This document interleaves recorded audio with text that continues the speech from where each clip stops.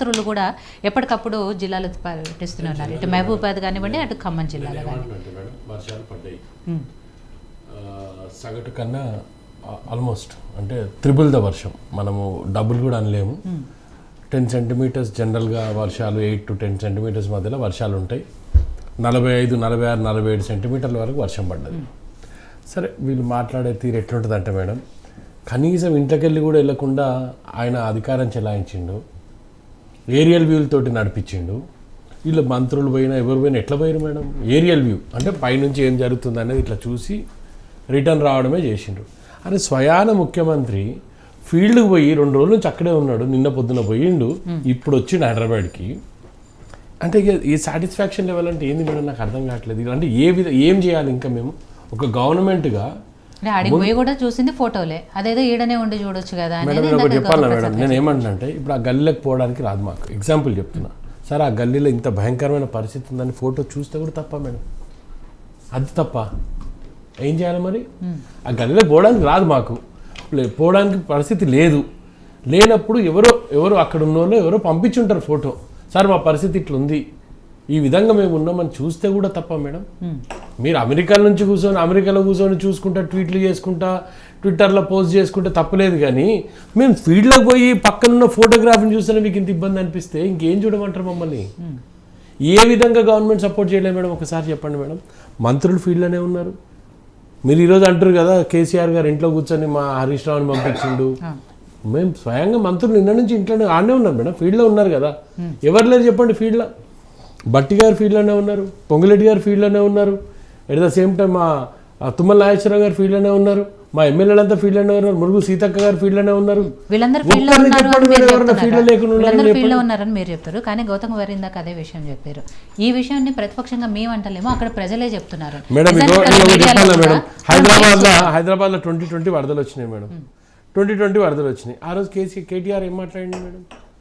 చాతనైతే పని చేయండి, చాతనైతే హెల్ప్ చేయండి, ప్రతిపక్షాలుగా చాతనైతే హెల్ప్ చేయండి, అన్నెసెసరీ బురద రాజకీయాలు చేయొద్దు అన్నాడు కదా. మరి ఈ రోజు ఎందుకు బురద రాజకీయాలు చేస్తున్నారని అడుగుతున్నాం. చాతనైతే రండి, హెల్ప్ చేయండి, మాతో పాటు ఉండండి, మాకు ప్రతిపక్షంగా కన్స్ట్రక్టివ్ ఏమైనా ఆలోచన ఉంటే షేర్ చేయండి మాతో పాటు. ఏం మేడం ఒక్క మాట చెప్పండి మేడం, మీరు ఇన్ని రోజుల నుంచి రాజకీయాలు అందరం ఉన్నాం కదా, ఒక ముఖ్యమంత్రిగా ఆయన చేయాల్సిన బాధ్యత ఆయన నిర్వహించిండా లేదా? ఈరోజు ఏం చేయాలి మేడం ముఖ్యమంత్రి చెప్పండి? నిన్న నుంచి ఆనే ఉన్నాడు ఆయన. నిన్న పొద్దున పోవడానికి రోడ్ లేదు, మధ్యాహ్నం వరకు ఆలోచన చేసి రోడ్ లేదు, మధ్యాహ్నం వరకు పోవడానికి ఆలోచన చేసి పోవడానికి రోడ్ లేదు అనే పరిస్థితిలో కదా ఆగిపోయింది ఆయన. మాట్లాడి చేసి అందరి మంత్రులను ఒక్కరు కాదు మేడం, దామోదర రాజ నరసింహ గారు, కోమటిరెడ్డి వెంకరెడ్డి గారు, ఒక్క మంత్రివర్గాల్లో ప్రతి మంత్రి was attending the same problem, maybe in different districts. ఇంతకన్నా అధికారులు రాలేదు, ఆదుకోలేదు అని బీఆర్ఎస్ వాళ్ళు ఇంకొక నేను ఏమంటున్నాను మేడం, కళ్ళు లేని కబోదులు అనుకోవచ్చా? నేను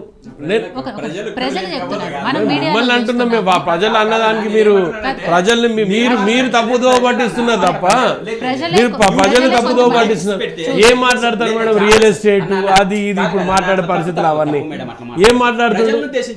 నేను మాట్లాడలేదు, మీరు తప్పుదో నన్ను పట్టియకండి, నువ్వు నన్ను తప్పుదో పట్టియకు. ఓ ఇట్లా మస్తు మందిని చూసినా నేను చాలా సూక్ష్మంగా మాట్లాడే వ్యక్తులు. నువ్వు ఏదో నన్ను అటు పట్టిస్తే నేను తప్పుదోలో పోతాను నువ్వు అనుకోవద్దు. నువ్వు బేఫికర్ ఉండు, నేను చెప్పేది ఫస్ట్ నేను ఏం చెప్తున్నా నువ్వు చెప్పేంత వరకు ప్రశాంతంగా నేను వినాలే కానీ కలగ చేసుకుంటే ఎట్లా? నేను చెప్పేది ఒకటే, మీ మీదనే అంటాము, మందిని అంటామా? బీజేపీ కూడా అంటాము.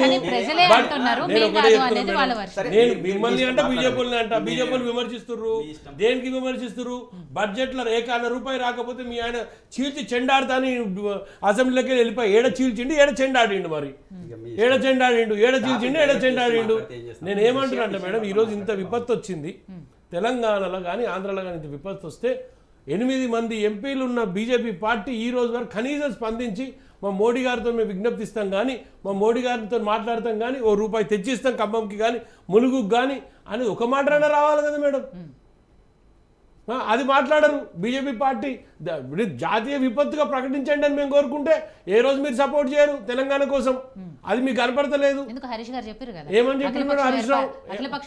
అది ఎప్పుడు అంతైనాక అగరబత్తులు ముట్టించే టైం వచ్చినాక ఆయన చెప్తాడు. ఎప్పుడు నేను నిన్న నుంచి బతుకుంటున్నాను మేడం, నిన్న నుంచి ఈరోజు పోయొచ్చిండు 5,400 నిన్న 5,430 కోట్ల రూపాయలు అంటే టెంటేటివ్ ఎస్టిమేషన్స్ నిన్న వచ్చినాయి మేడం. దానిపైన ఇమీడియట్గా ముఖ్యమంత్రి లెటర్ రాసిరు, కేంద్రానికి లెటర్ పంపించిండ్రు. అరే ఒక కన్స్ట్రక్టివ్ ప్రతిపక్షంగా ఈరోజు ఇంత పెద్ద విపత్తు వచ్చిన ఖమ్మం కానీ ములుగు కానీ ఆ ప్రదేశాలలో మీరు ఉండాల్సింది పోయి మమ్మల్ని ఏదో మాట అనేసి మా మీద బురద జల్లు వదిలేస్తామంటే ఎట్లా మేడం? మీరేం చేసిరు ఆ రోజు హైదరాబాద్లో? మీరు ఇక మొత్తం తెలంగాణ గురించి మాట్లాడుతున్నారు. క్యాపిటల్ సిటీలోనే దిక్కులేరు మీరు ఆ రోజు. ఇంత పెద్ద క్యాపిటల్ సిటీలో 2020 వరదలు వచ్చినప్పుడు ఏ ఒక్క నాయకుడు దిక్కులేడు. నేను అదే ప్రాంతానికి చెందిన, అదే ఎల్బీ నగర్లో ప్రాబ్లం వచ్చిన నేనున్నా. ఏ ఒక్క మంత్రి రాలే మేడం ఆ రోజు. ఇంత చిన్న హైదరాబాద్లో మీరు కంట్రోల్ తీసుకోలేదు ఆ రోజు. ఈరోజు మీరు ఖమ్మం గురించి ములుగు గురించి ఆ గురించి మాట్లాడతారా? ఒక్కరైనా వచ్చిన వాళ్ళు ఉన్నారా? మీరు నిన్న ఏడున్నారు మరి? నిన్న ఏడిపోయారు, ఈరోజు ఉట్లాడుతురు. నిన్న మేము లేమా? మొన్న నుంచి మా మంత్రులు అక్కడే ఉన్నారు కదా, మరి ఏడిపోయారు? నిన్న వరదలు వచ్చిందా ఇట్లా? నిన్నైతే లేవు కదా రోడ్లు. నిన్న కొంచెం క్లియర్ అయినందుకే కదా మా ముఖ్యమంత్రి గారు ఎవరిని సఫర్ చేయొద్దనే ఉద్దేశంతో మేము ఏరియల్ వ్యూ చూసి రాలేదు. మీలాగా మేము ఫామ్ హౌస్లో కూర్చొని రాజకీయాలు చేసే సంస్కృతి కాదు. ఫీల్డ్లోకి పోయిండు, ఫీల్డ్లోనే చూస్తుండ అన్ని. అరే ఏన్నో గల్లీలో వాడని ఫోటోని ఒక చేతిలో పెట్టుకొని చూసినంత మాత్రాన మీకు అది నొప్పి అనిపించిందే? ఆడ కూర్చొని అమెరికాలో కూర్చొని ట్విట్టర్లలో ఫోటోలు చూస్తుంటే మాకేం అనిపించద్దు అనమాట. కోచి విమర్శలు చేసుకుంటా వాడిని పంపించినాము వీడిని పంపించినాము. అదే అంటే వీళ్ళ రాజరిక పాలన ఇంకా పోలే మేడం, ఇంకా కూడా వీళ్ళ రాజరికాల పాలన పోలేదు. మేము కూర్చుంటాం, మా కిందోళ్ళు పని చేయాలి. మా ముఖ్యమంత్రి అట్లా చేయలే కదా. ఇమీడియట్గా ఆయన స్పందించిండు, ఆయనే పోయిండు ఫీల్డ్లకి.